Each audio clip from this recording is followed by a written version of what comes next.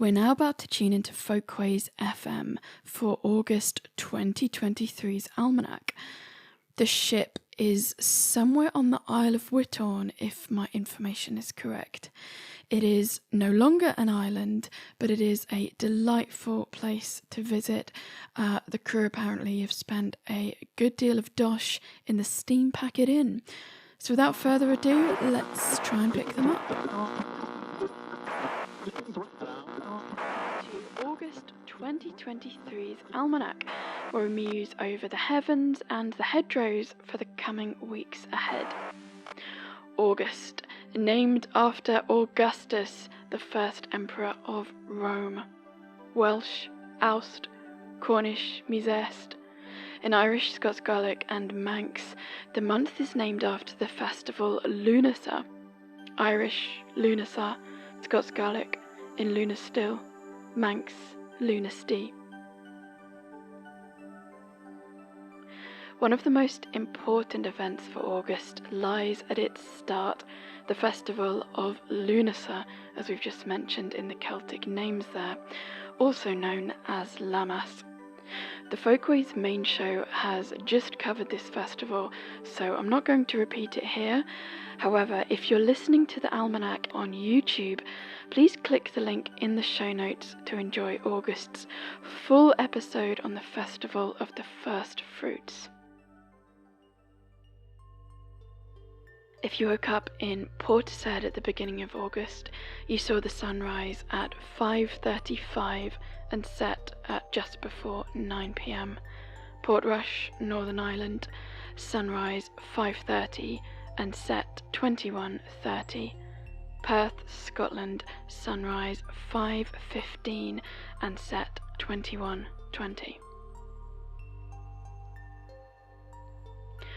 August the 1st is also the date of the full moon, known as the dispute moon, lynx moon, grain moon, or lightning moon.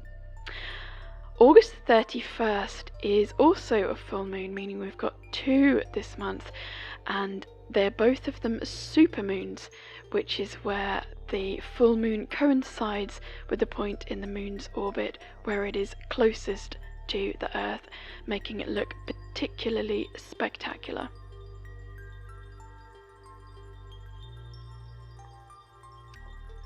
August the 12th to the 13th is the peak of the Perseids meteor shower. So this year the shower's been active from the 17th of July and it continues until the 24th of August. In some Catholic countries, the showers are known as the Tears of St. Lawrence because the meteors are visible on the date of his martyrdom.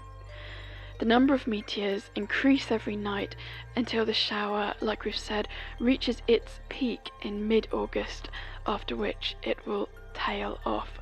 So circle the night of the 12th to do a bit of stargazing under a hopeful clear summer sky. This year the maximum is a few days before the new moon, so conditions should be favourable. On the 23rd, the sun transits from the sign of Cancer into Virgo. Many happy returns if you're looking forward to your birthday this month. Moving down from the heavens into the hedgerows, this month you can find blackberry, crabapple, elderberry, hazelnut and rowan berries growing wild.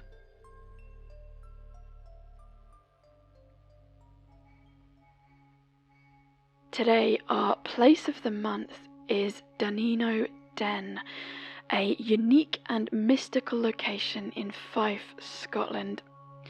It is a small, secluded glen or ravine located near the village of Dunino, about 4 miles south of St Andrews.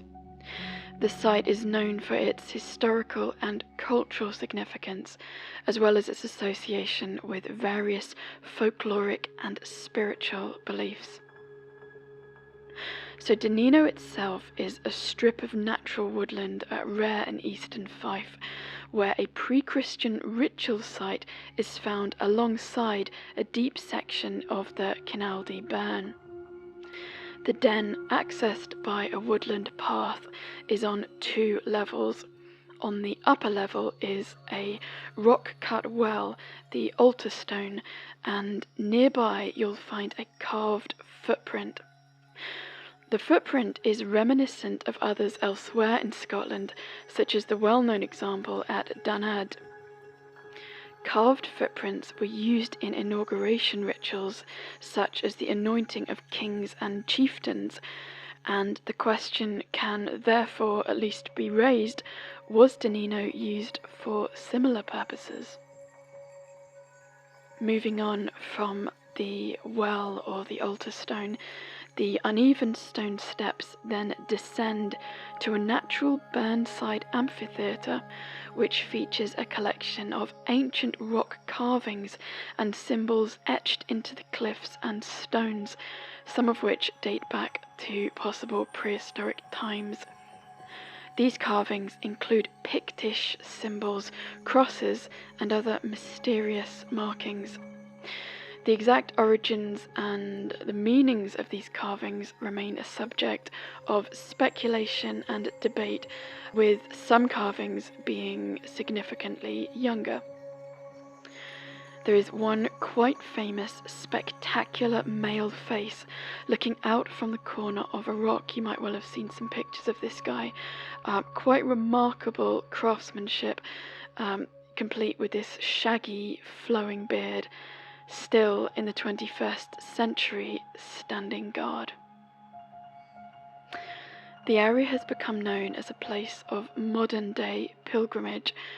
However Dunino was used, the fact that it was likely used for ritual purpose is evident, and our ancestors' artwork, complete with the breathtaking beauty of the woods, make this a special place. Long may this place stand as future generations continue to find solace here, and we have become the long-dead ancestors ourselves.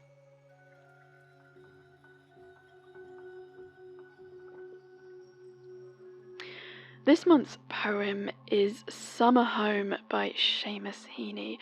It's a little bit of a sad one, however. We had a wonderful romantic piece last month looking at the summer's moon. It describes, as I read it, a difficult relationship, or just a difficult time at least, but I appreciate the vivid descriptions of the flowers in hand and even the rank smells, that feeling of the oppressiveness that summer can sometimes bring. Was it wind off the dumps, meaning rubbish tip, or something in heat, dogging us, the summer gone sour, a fouled nest incubating somewhere? Whose fault, I wondered, inquisitor of the possessed air, to realise suddenly, whip off the mat, that was larval moving and scold, scold, scold. Bushing the door, my arms full of wild cherry and rhododendron, I hear the small lost weeping through the hall that bells and hoarsens on my name, my name. O love, here is the blame. The loosened flowers between us gather in, compose from May altar of sorts. Those frank and falling blooms soon taint to a sweet chrism. Attend, anoint the wound. Oh, we tended our wound all right under the homely sheet, and lay as if the cold flat of a blade had winded us. More and more I postulate thick healings, like now, as you bend in the shower, water lives down the tilting stoops of your breasts. With a final unmusical drive, long grains begin to open and split ahead, and once more we sap the white trodden path to the heart.